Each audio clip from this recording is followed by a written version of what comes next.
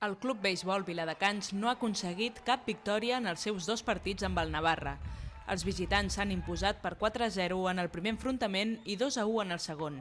Els de Catalán els costa puntuar. Nos falta todavía de engranar un poco, de engranar las jugadas. Cuando conseguimos gente en base, tenemos problemas para poder empujar y poder anotar carreras, ¿no? La qualitat del pitcher del Navarra va ser clau en el 4-0 del primer partit. Ayer el pitcher de ellos extranjero hizo un buen partido. Toda la primera vuelta la hizo muy buena. El partido más malo fue con nosotros el inicio. Estuvimos a punto de ganarle, pero el resto de partidos los he ido siguiendo y es un buen pitcher. Ayer nos dominó por completo. Entonces los pocos batazos que conseguimos dar no pudimos culminarlos en carrera, ¿no? El segon partit ha estat igualat a una carrera fins al final, però un descuit local ha permès als navarresos fer la carrera de la victòria.